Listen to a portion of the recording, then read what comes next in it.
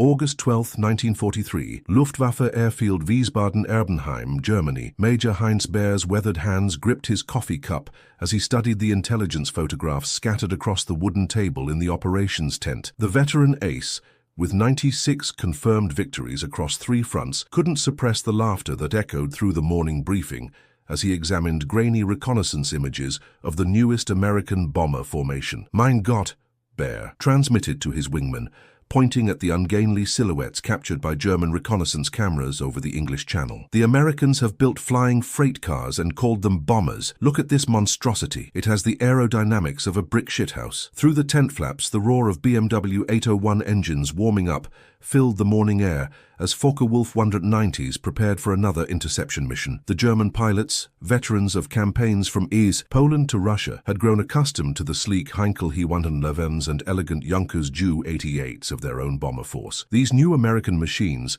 with their slab-sided fuselages, massive twin tails, and what appeared to be barn doors for bomb bay openings, seemed like mechanical jokes. What Major Beer didn't know, what none of the Luftwaffe pilots gathering for their morning briefing could have imagined, was that within 18 months, these flying boxcars would systematically dismantle the Third Reich's war machine from above. The consolidated B-24 Liberator would become the most mass-produced bomber in aviation history, with 18,182 aircraft rolling off American assembly lines, more than any military aircraft ever built. The mathematics of destruction were already being written in the sprawling factories of Detroit, San Diego, Fort Worth, and Tulsa. Every 6 hours, another B-24 emerged complete from American production lines. Every day, 24 more Liberators joined the growing armada, preparing to darken European skies. Every month, 700 additional bombers crossed the Atlantic, each one carrying 10 500-pound bombs, enough concentrated explosive power to level a city block. The transformation from mockery to nightmare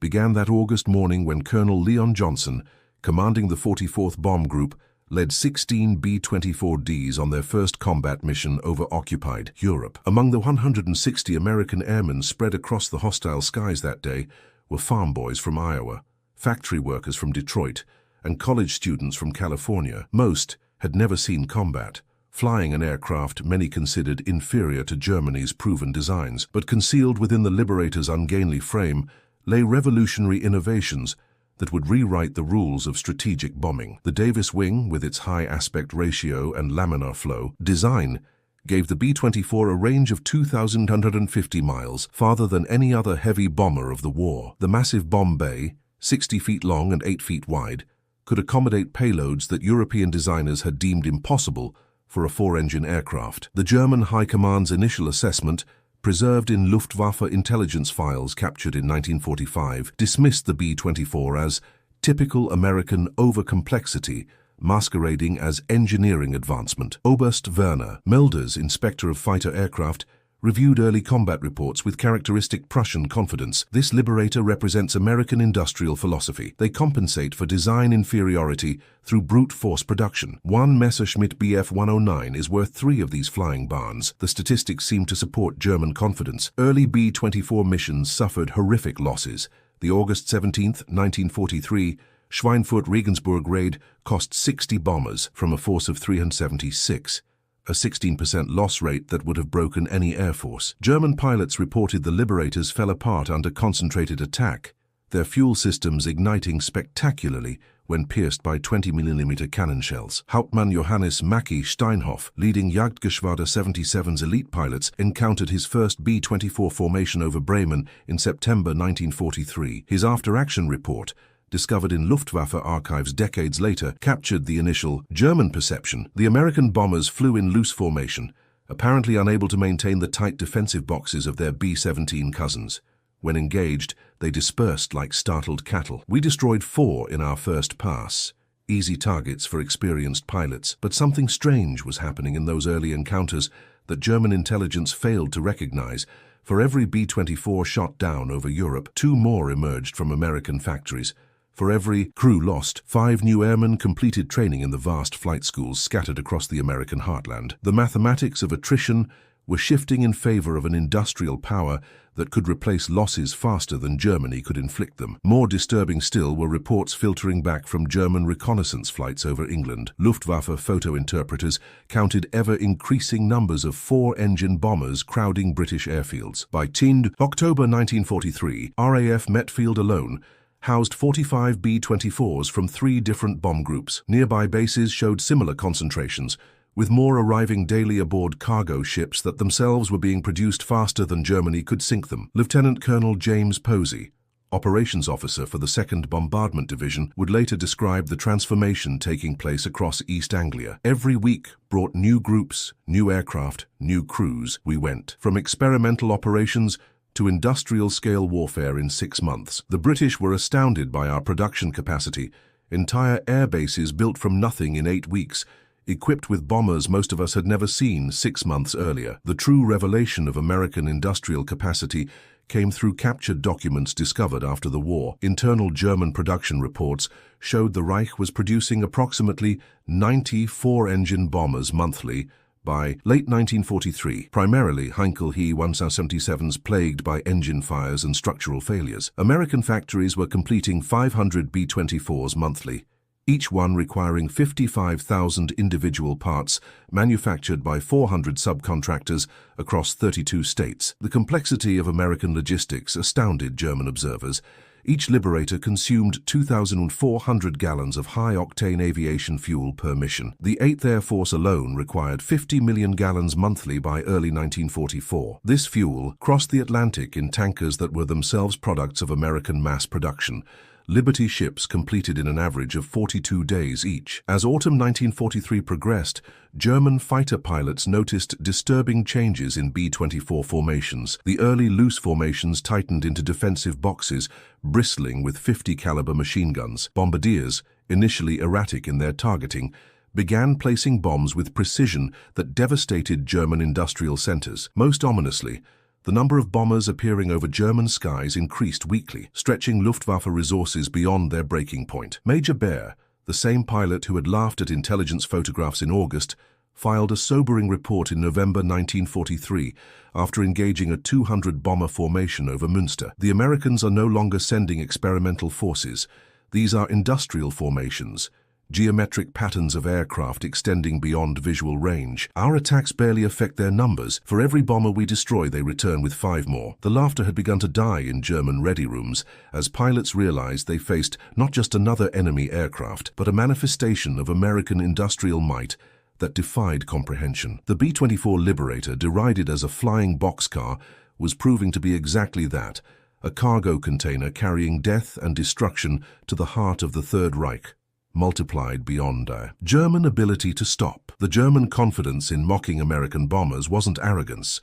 It was mathematics proven in blood across 3 years of total war. Since September 1939, the Luftwaffe had systematically destroyed every air force that dared oppose it, employing tactical innovations that revolutionized aerial warfare and bomber operations that had crushed entire nations in weeks. Over Poland, German bombers had delivered the world's first demonstration of strategic air power. In just 28 days, Heinkel He 111s and Dornier Do 17s flew 4,300 sorties, dropping 31,000 tons of bombs that obliterated Polish resistance. The campaign introduced the world to terror bombing, coordinated air attacks that targeted military installations, transportation networks, and civilian morale simultaneously. Polish Air Force losses: 398 aircraft destroyed. Luftwaffe losses: 285 aircraft. Kill ratio: 1.4:1 in Germany's favor. The Battle of Che, France elevated German air superiority to legendary status. From May 10th to June 25, 1940, the Luftwaffe's 2,670 aircraft faced the combined French and British air forces, totaling nearly 3,000 planes. The result was a massacre of unprecedented proportions. General Hugo Sperle's Luftflotte 3 alone destroyed 1,274 Allied aircraft, while losing only 299 of its own, a kill ratio of 4.3:1 that left military observers worldwide stunned. Oberst Theo Osterkamp, commanding Jagdgeschwader 51, documented the systematic destruction in his combat diary. The French and British bombers fly in formations that invite slaughter. Their defensive armament consists of rifle-caliber machine guns that cannot penetrate our fighter armor. Our 20mm cannons disintegrate their aircraft in single bursts. It is not combat. It is harvesting. But it was the Battle of Britain that truly demonstrated German bomber capabilities against sophisticated defenses. Despite ultimately failing to achieve air superiority, German bombers delivered devastating attacks that previewed what awaited future Allied bombing campaigns. Between July and October 1940, Luftwaffe bombers flew 16,000 sorties over Britain, dropping 18,000 tons of bombs while losing 873 aircraft. A loss rate of 5.4%, considered acceptable for strategic operations. More impressive still were German innovations in bomber design and tactics. The Heinkel He-111, backbone of the German bomber force, achieved remarkable survivability through innovative defensive arrangements. Its gunner positions provided overlapping fields of fire, while self-sealing fuel tanks and armored crew compartments protected against fighter attacks. German test pilot Hans-Joachim Hermann, who would later command night fighter operations, flew captured British bombers in 1940 and reported their shocking vulnerability. British bombers are death traps. No armor, no self-sealing tanks, defensive guns that might stop rifle bullets but not cannon shells. Our He-111s are fortresses by comparison. The Junkers Ju-88, Germany's most versatile bomber, demonstrated capabilities that Allied designers couldn't match. With a top speed of 320 mm/h, it outran most contemporary fighters, while carrying a 4,400-pound bomb load over 1,550 miles. Its defensive armament included up to 7 machine guns positioned to create interlocking fields of fire. Captured RAF intelligence reports from 1941 noted with concern the Ju-88 combines speed, range, and defensive power in proportions that challenge our fighter interception capabilities. Even more advanced was the Heinkel He-177, Germany's attempt at a true strategic bomber. Despite chronic engine problems, early variants demonstrated performance that eclipsed anything in Allied service, with a range of 3,400 miles and a maximum bomb load of 13,200 pounds. The He-177 could theoretically strike targets across the Atlantic. Major Heinrich Prinz zu Sein-Wittgenstein, who test flew early variants, reported capabilities that terrified Allied intelligence. This aircraft can reach New York from Norwegian bases. Its bomb load exceeds anything America possesses. German bomber crews entered the war with training standards that Allied pilots wouldn't match until 1943. Luftwaffe bomber pilots received 450 hours of flight training before entering combat, including 100 hours in multi-engine aircraft. Navigation training emphasized dead reckoning and celestial navigation,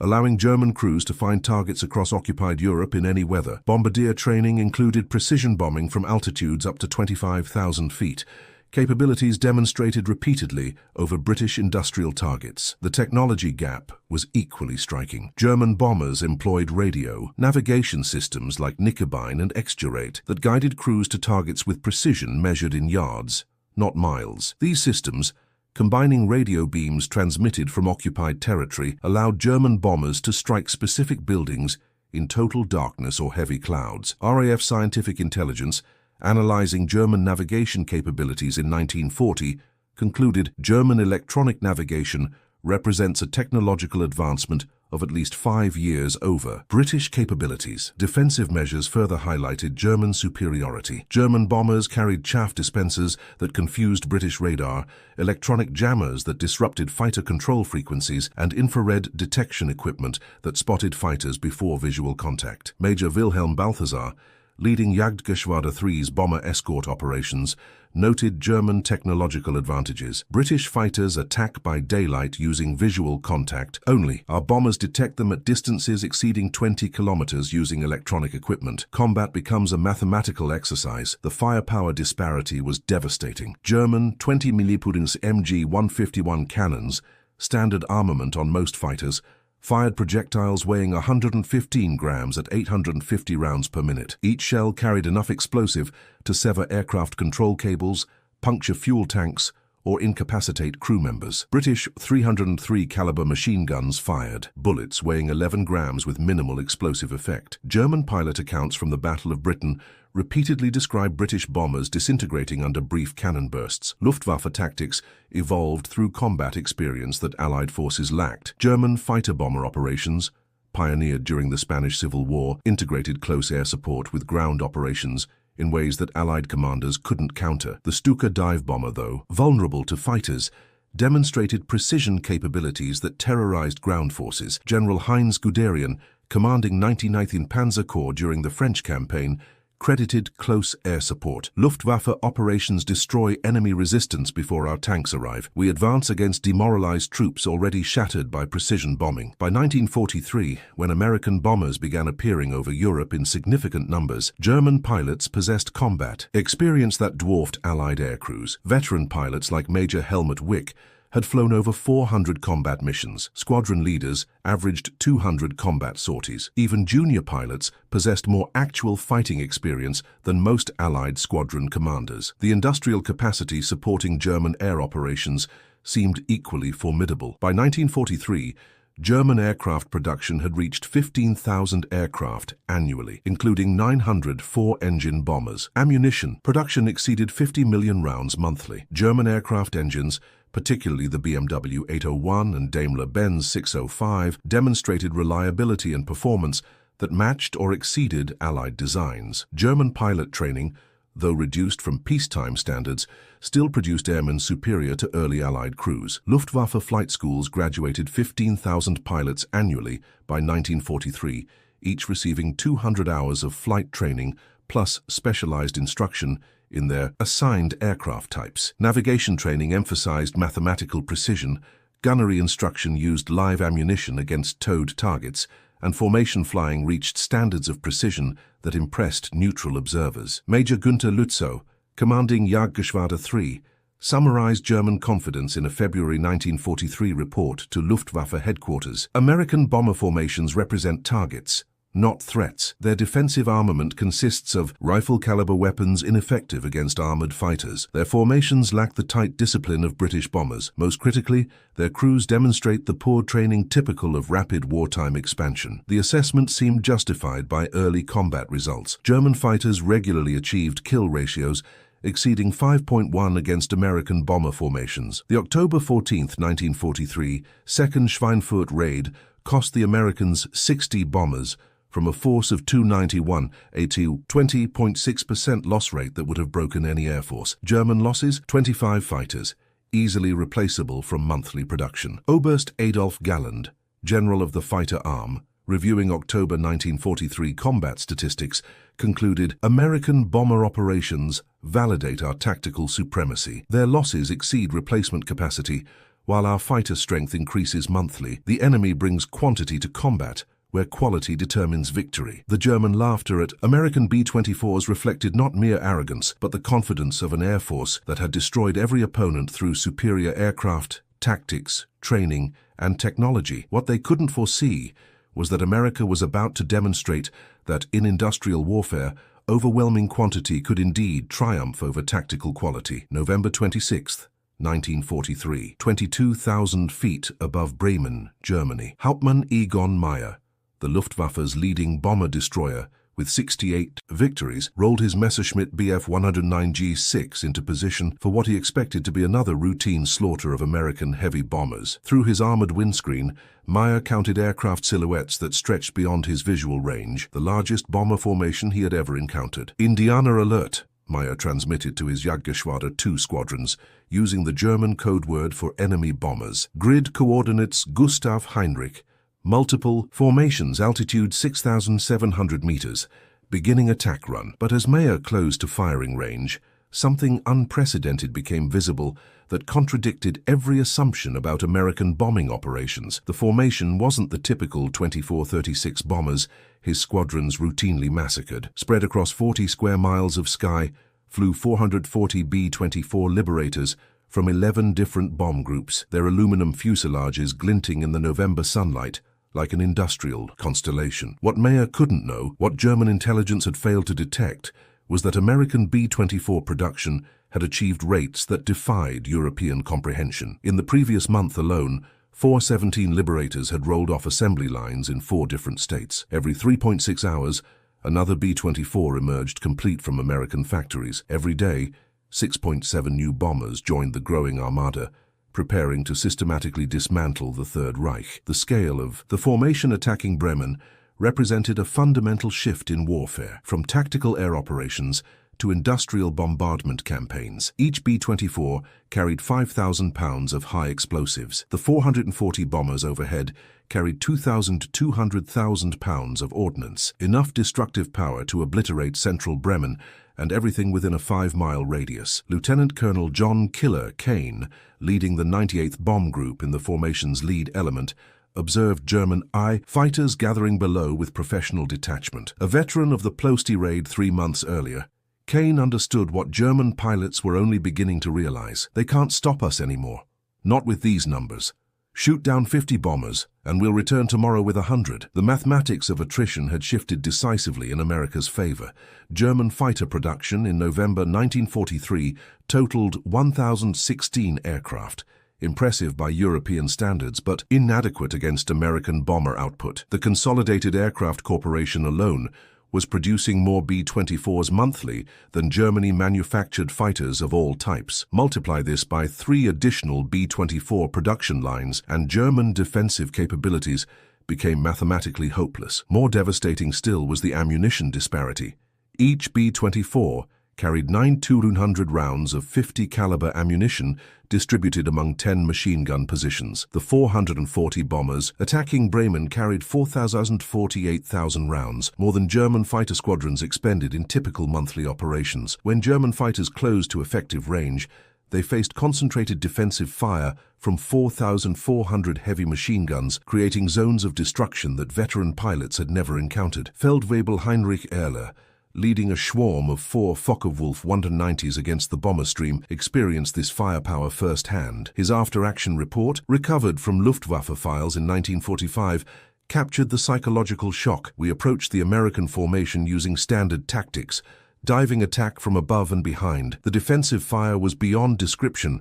Not individual gun positions, but walls of tracer ammunition creating barriers in the sky. Obergefreiter Schmidt's aircraft simply disintegrated. One moment flying formation, the next moment debris and smoke. The German pilots who survived engagement with these massive formations returned to their bases with reports that shattered command confidence. Major Walter Dahl, commanding the 3rd JG-3, debriefed pilots after the Bremen raid with growing concern. They describe formations that extend beyond visual range. Defensive fire so concentrated, that approach becomes impossible. Aircraft numbers that exceed our ammunition supply. If these reports prove accurate, our tactical superiority means nothing. But the most disturbing intelligence came from captured American airmen. Under interrogation at Dulag Luft, the Luftwaffe's central prisoner facility, B-24 crewmen revealed production statistics that German officers initially dismissed as propaganda. Technical Sergeant Robert Martinez, tail gunner in a shot-down Liberator from the 44th Bomb Group, matter-of-factly described American industrial capacity. Back home, they're building these things faster than we can fly them. My training base received 30 new B-24s every week. Crews trained on aircraft that shipped to combat before graduation. The industrial intelligence proved accurate and terrifying. The Ford Motor Company's Willow Run plant, converted from automobile production, was completing 1 B-24 every hour at peak output. The massive facility employed 42,000 workers operating around the clock, assembling bombers from components manufactured in 31 states. Each Liberator required 360,000 individual parts, yet Ford's assembly line maintained quality standards that exceeded hand-built European aircraft. Even more impressive was the Consolidated Aircraft Corporation's main facility in San Diego. By November 1943, this single factory was producing 15 B-24s daily, more than German 4-engine bomber production for an entire month. The production rate included complete aircraft with engines, armament, electronics, and survival equipment. German aircraft factories, by contrast, delivered airframes that required weeks of additional work at separate facilities. The pilot training disparity had become equally staggering. American flight schools were graduating 3,500 pilots monthly, each receiving 240 hours of flight training plus 50 hours in 4-engine aircraft. German training programs constrained by fuel shortages and aircraft availability, had reduced instruction to 160 hours total flight time. American B-24 crews arrived in Europe with more multi-engine experience than most German bomber pilots possessed after 2 years of combat. Colonel Curtis LeMay, commanding the 3rd Bombardment Division, analyzed German fighter tactics with clinical precision. They're still thinking in terms of individual aircraft combat. We're conducting industrial operations. They shoot down 10 bombers. We launch 50. They have ace pilots. We have assembly lines. They're fighting World War I. We're waging World War II. The November 26th Bremen raid demonstrated this transformation in brutal clarity. German fighters managed to destroy 25 B-24s from the attacking force, a 5.7% loss rate that would have been catastrophic in 1942. But American losses were replaced within 4 days by aircraft already completed and awaiting crews. The 440 bombers dropped their ordnance with precision that destroyed 60% of Bremen's aircraft production facilities, damaging German manufacturing capacity that required months to restore. More ominous still was intelligence from German ground observers. Wehrmacht units reported bomber formations over Western Germany daily, their numbers increasing weekly. Luftwaffe reconnaissance flights over England photographed airfields crowded with aircraft in quantities that stretched German comprehension. By December 1943, the 8th Air Force alone possessed over 1,200 heavy bombers, more 4-engine aircraft than Germany had built in the war's first 3 years. The ammunition production supporting these operations defied German mathematical analysis. Each B-24 mission required 9,200 rounds of 50 caliber ammunition per aircraft. With 400+ bombers flying daily missions, American ammunition consumption exceeded 3.5 million rounds daily. German intelligence calculated that this consumption rate would exhaust any nation's production capacity within weeks. They were wrong by orders of magnitude. American ammunition plants were producing 50 million rounds of 50 caliber ammunition monthly, with production increasing. The Lake City Arsenal alone manufactured 15 million rounds per month from a facility that hadn't existed in 1940. Each cartridge met precision tolerances that ensured reliable feeding through aircraft guns operating at 40,000 feet in sub-zero temperatures. The fuel logistics were equally incomprehensible. Each B-24 consumed 2,400 gallons of high-octane aviation fuel per mission. Daily operations required nearly 1 million gallons of specialized fuel that had to be shipped across the Atlantic through submarine-infested waters. German U-boats, despite sinking numerous tankers, couldn't interdict supply lines that delivered fuel faster than consumption. Hauptmann Meyer, the same pilot who had attacked the Bremen formation with such confidence, filed a sobering assessment after encountering B-24 formations throughout December 1943. The Americans no longer conduct air raids. They operate aerial assembly lines. Formations appear over German targets with mechanical regularity, regardless of weather, fighter opposition, or flak concentrations. Our tactics designed for squadron-sized formations prove ineffective against industrial-scale operations. By January 1944, the transformation was complete and irreversible. What had begun as experimental American bombing operations had evolved into systematic destruction campaigns that German defenses couldn't stop. The B-24 Liberator, ridiculed as a flying boxcar, had multiplied beyond German ability to count, track, or destroy. The laughter in German ready rooms had been replaced by grim mathematics. American bomber production exceeded German fighter output by ratios exceeding 4:1. Each successful German interception was offset by replacement aircraft already crossing the Atlantic. The sky belonged to America, and there weren't enough German fighters, pilots, or ammunition to take it back. August 1st, 1943, 50 feet above the Ploesti oil refineries,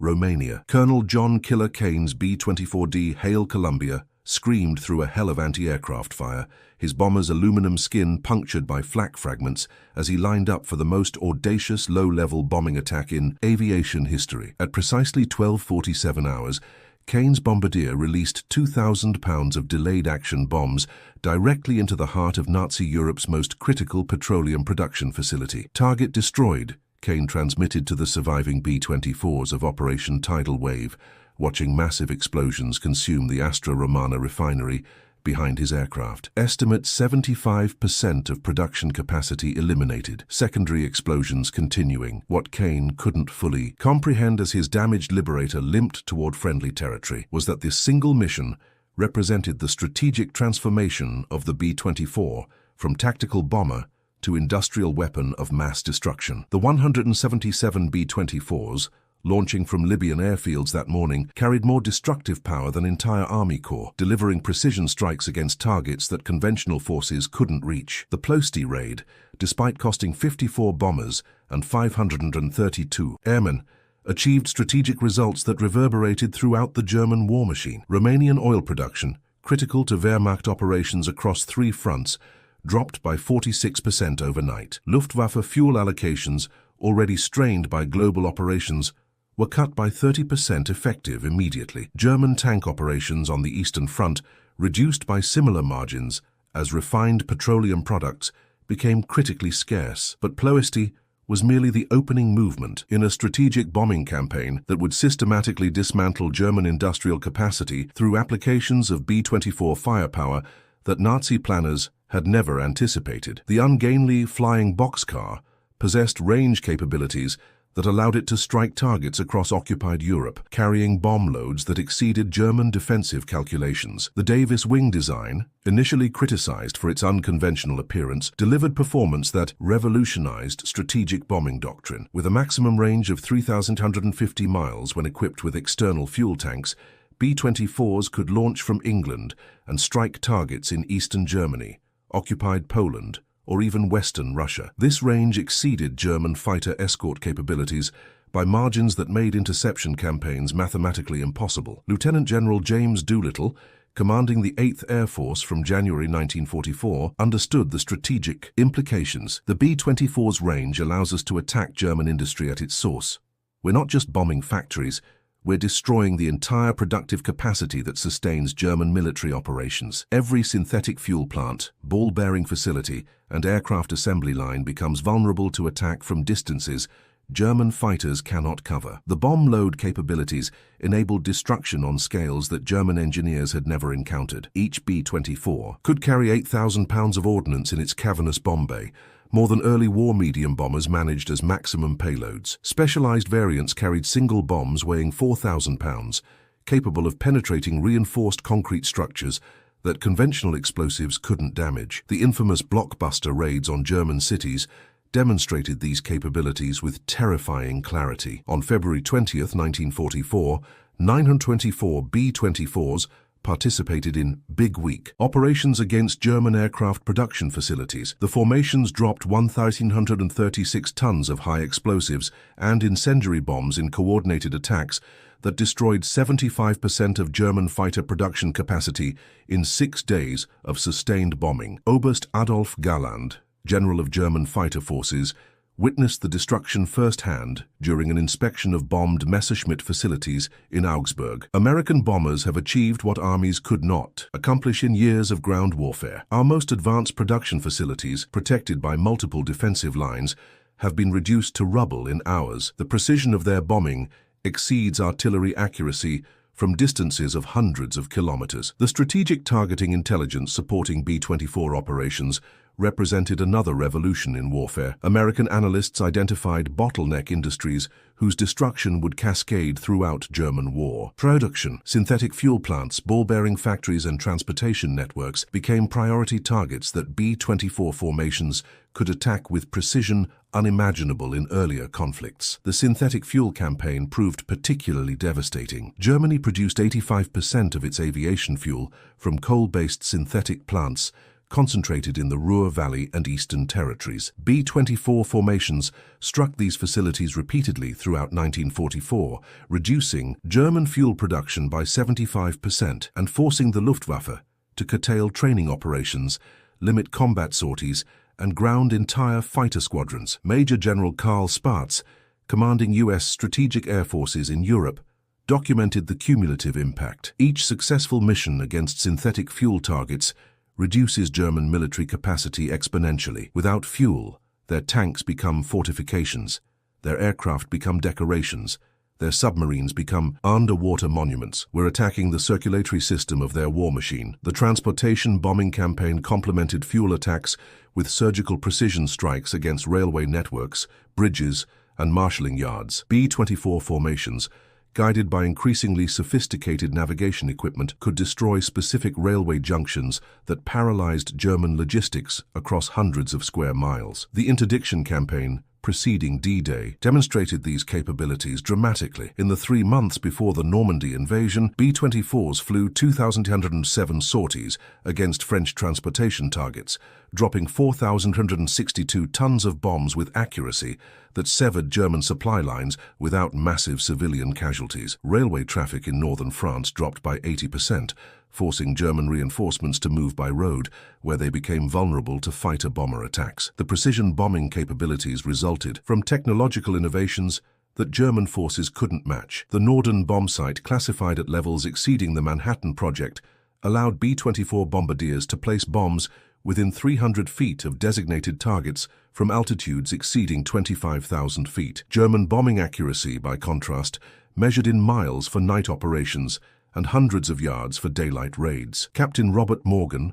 pilot of the famous B-24 Hell's Angels, described the psychological impact of precision bombing on German defenders. "We could destroy individual buildings while leaving adjacent structures untouched. German workers would arrive at factory jobs to find their workplace obliterated, but their homes across the street undamaged." The precision was more terrifying than area bombing. It demonstrated total American technological superiority. The defensive armament evolution transformed B-24s from vulnerable bombers into flying fortresses that German fighters attacked at enormous cost. Late-war variants carried 14 50-caliber machine guns positioned to create overlapping fields of fire that made close approach suicidal. The chin turret, dorsal turret, tail turret, and waist gun positions created defensive zones that veteran German pilots compared to flying through concentrated flak. Hauptmann Georg Peter Eder, a Luftwaffe ace with 78 victories, described attacking B-24 formations in early 1945. "The defensive fire has become overwhelming. Approaching from any angle means flying through streams of heavy machine gun fire that can destroy fighters at ranges exceeding 800 meters. We lose 3 fighters for every bomber we destroy. An unsustainable exchange rate when they have unlimited replacements and we have none." The electronic warfare capabilities gave B-24s advantages that German technology couldn't counter. H-2X radar bombing systems allowed precision attacks through overcast that protected German targets throughout winter months. Electronic countermeasures jammed German radar-directed flak, reducing anti-aircraft effectiveness by estimated 40%. Navigation aids provided accuracy that exceeded visual bombing under optimal conditions. By mid-1944, B-24 operations had achieved industrial scale that overwhelmed German defensive capacity completely. The 8th Air Force alone was launching 1,000-plus bomber missions daily, delivering ordnance loads that exceeded German monthly ammunition production. The 15th Air Force, operating from Italian bases, added another 500 daily sorties against targets in southern Germany, Austria, and the Balkans. The cumulative tonnage delivered by B-24 formations defied German comprehension. In 1944 alone, American heavy bombers dropped 389,119 tons of bombs on German targets, more explosive power than German artillery had delivered during the entire First World War. Each ton represented destruction equivalent to 200 artillery shells, delivered with precision impossible for ground-based weapons. German industrial production statistics documented the campaign's effectiveness with mathematical precision. Aircraft production peaked at 3,675 units in September 1944, dropped to 1,104 in January 1945. Synthetic fuel output fell from 316,000 tons monthly to 17,000 tons. Steel production declined 75%. Transportation networks operated at 20% of pre-bombing capacity. Albert Speer, German Minister of Armaments, admitted the strategic impact in post-war interrogations. American bombing, particularly B-24 operations against fuel and transportation targets, accomplished what ground armies could not achieve in years of warfare. We possessed advanced weapons, experienced troops, and defensive positions, but without fuel, ammunition, and logistics, military superiority became irrelevant. The final phase of B-24 operations targeted German airfields directly, destroying Luftwaffe capability to oppose bombing campaigns. Low-level strafing missions by modified B-24s eliminated German aircraft on the ground where they were most vulnerable. The January 1, 1945 Operation Bodenplatte Germany's last major aerial offensive, cost the Luftwaffe 271 aircraft and 213 irreplaceable pilots while achieving negligible strategic impact. By war's end, B-24 Liberators had flown 226,675 combat sorties in Europe, dropping 508 tons of bombs while maintaining loss rates below 3%, acceptable by any military standard. The strategic destruction achieved by these operations exceeded the cumulative impact of ground campaigns, demonstrating that industrial warfare could be decided from altitudes of 25,000 feet. The flying Boxcar had delivered victory through systematic destruction of German war-making capacity, proving that strategic bombing with sufficient scale, precision, and persistence could indeed win wars without ground invasion. May 8, 1945. Tempelhof Airfield, Berlin. Major Heinz Baer stood among the rubble of what had once been the Luftwaffe's most prestigious fighter station, watching 12 pristine B-24 Liberators circle the conquered German capital in a victory formation that mocked his earlier confidence. The same pilot who had laughed at intelligence. Photographs in August 1943 now witnessed the ultimate vindication of American industrial power. Unopposed bombers flying formation over the heart of the Third Reich. Mein Gott, Baer whispered to his captured wingman, Obergefreiter Hans Müller, as the formation passed overhead with mechanical precision. We called them flying boxcars, but they carried more than bombs. They delivered our destruction, one mission at a time, until nothing remained but surrender. The statistical reality of German defeat was written in production numbers that revealed the mathematical impossibility of opposing American industrial capacity. The final tally, 18,482 B-24 Liberators manufactured between 1940 and 1945, representing the largest production run of any military aircraft in history. By comparison, Germany produced 169 four-engine bombers of all types during the entire war, a ratio of 15.8.1 in America's favor. But raw numbers only hinted at the technological and industrial superiority that B-24 production represented. Each Liberator required 360,000 individual components, manufactured by 1,550 subcontractors across 47 states. The logistical coordination necessary to deliver these parts to final assembly lines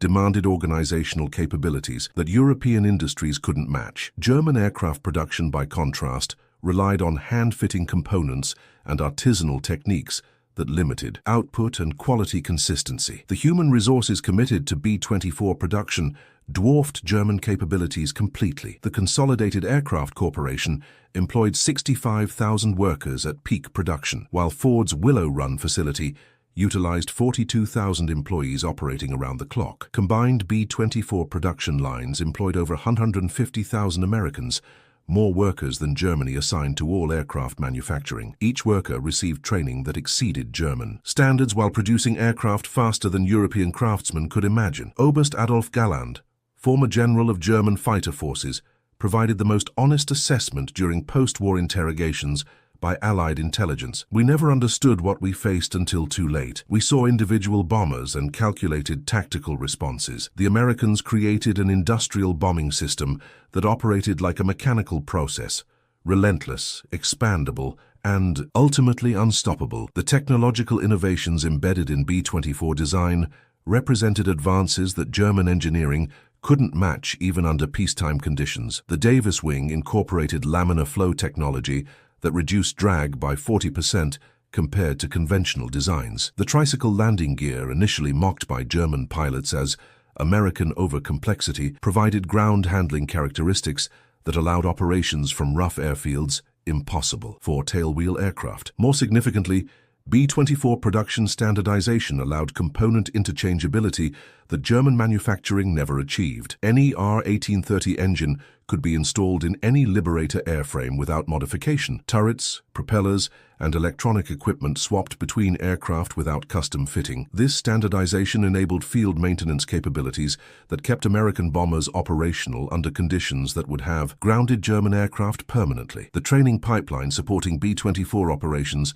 demonstrated American systematic superiority in human resource development. By 1944, the United States was graduating 105,000 aircrew members annually from training programs that exceeded German peacetime standards. Each B-24 crew received 18 months of specialized instruction, including 200 hours of multi-engine flight time, precision bombing practice, and crew coordination, training that German bomber crews never experienced. Lieutenant Colonel James Stewart, the Hollywood actor who commanded B-24 operations with the 445th Bomb Group, exemplified American training quality. Our crews arrived in Europe with more heavy bomber experience than most German pilots accumulated in entire combat careers. We practiced formation flying, defensive gunnery, and precision bombing until these skills became automatic. German crews learned through combat experience. We learned through systematic instruction. The operational tempo achieved by B-24 units in 1944-45 demonstrated industrial warfare capabilities that German forces couldn't comprehend. The 8th Air Force alone was launching 1,000-plus bomber sorties daily by war's end, maintaining operational rates that exceeded German peak monthly output during their most successful periods. This tempo continued regardless of weather, enemy opposition, or aircraft. Losses.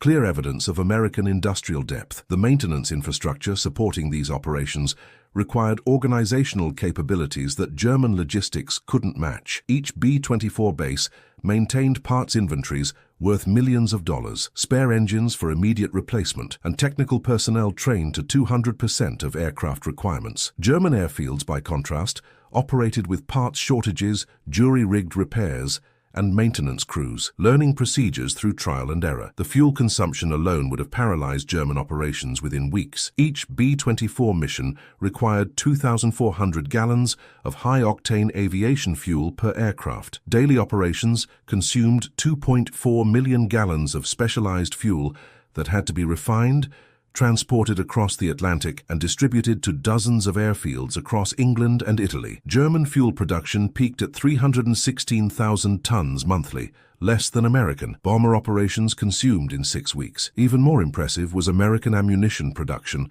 supporting B-24 defensive armament. Each mission required 9,200 rounds of 50 caliber ammunition per aircraft. With 1,000-plus bombers flying daily, ammunition consumption exceeded 9 million rounds per day. American munitions plants produced this quantity as routine output while maintaining quality standards that ensured reliable operation at 40,000 feet in temperatures reaching 60 degrees Celsius. The electronic systems installed in late-war B-24s represented technological advances that German industry couldn't duplicate under wartime conditions. H-2X radar bombing systems allowed precision attacks through overcast that protected German targets during winter months. Electronic countermeasures jammed German radar-directed flak, reducing anti-aircraft effectiveness by estimated margins exceeding 40%. Navigation equipment provided accuracy that surpassed visual bombing under optimal conditions. Captain Robert Rosenthal, pilot of the famous B-24 Rosie's Riveters, flew 52 combat missions and witnessed the evolution of American bombing capabilities. By 1945, we possessed technological advantages that made German defenses obsolete. Our radar could find targets through clouds, our electronic jammers confused their flak directors, and our navigation systems guided us to targets with mathematical precision. They were fighting with 1940 technology against 1945 systems. The psychological impact on German civilians and military personnel was documented extensively through captured diaries and post-war interviews. The sound of approaching B-24 formations, distinctive four-engine harmony audible from miles away, induced panic responses that German morale officers couldn't counter. Unlike earlier air raids that targeted specific military installations, B-24 operations demonstrated American capability to destroy any target anywhere in German territory. Frieda Hartmann, a Munich factory worker whose diary survived the war, captured civilian perception of American bombing capabilities. The Liberators fly over daily now, their engines making thunder that shakes the earth. They drop bombs with precision that destroys factories while leaving hospitals untouched. This accuracy terrifies us more than random bombing. It proves they can destroy anything they choose to target. The strategic impact extended beyond physical destruction to encompass complete disruption of German war production. By early 1945, synthetic fuel plants operated at 15% of rated capacity due to B-24 bombing campaigns. Transportation networks functioned sporadically, as railway bridges and marshalling yards received repeated attacks. Aircraft production facilities produced fewer planes monthly than American factories completed daily. Albert Speer, German Minister of Armaments and War Production, provided the definitive assessment of B-24's strategic impact during his Nuremberg trial testimony. American strategic bombing, executed primarily by B-24 aircraft, achieved what ground armies could not accomplish through years of warfare. We possessed advanced weapons, experienced troops, and fortified positions, but without fuel, transportation, and industrial production, military capability became irrelevant. The final irony emerged through post-war analysis of German fighter pilot accounts. The same pilots who had mocked B-24s as flying boxcars in 1943 developed profound respect for American industrial capability by 1945. Captured German aircrew consistently rated the Liberator as the most formidable opponent they encountered, not for individual performance characteristics, but for the unstoppable industrial system it represented. Major Heinz Baer, the pilot whose laughter had echoed through Wiesbaden operations tent, in August 1943, provided the final assessment during a 1947 interview with American Air Force historians. "We laughed at your bombers because we evaluated them as individual aircraft. We failed to understand that each B-24 represented not just one bomber, but the productive capacity of an entire industrial civilization. You didn't defeat us with superior pilots or better tactics, you buried us under an avalanche of industrial output that no European power could match." The B-24 Liberator had indeed earned its nickname as the flying boxcar, but those boxcars had carried more than bombs across European skies. They transported American industrial might, technological superiority, and organizational capability directly to German targets, delivering victory through systematic destruction that ground forces alone could never have achieved. By May 8, 1945, the sky belonged to America, and the 18,482 B-24 Liberators scattered across Allied airfields worldwide stood as monuments to industrial warfare's ultimate triumph over traditional military doctrine. The laughter had died in German ready rooms, replaced by the unmistakable thunder of American engines writing victory across the heavens.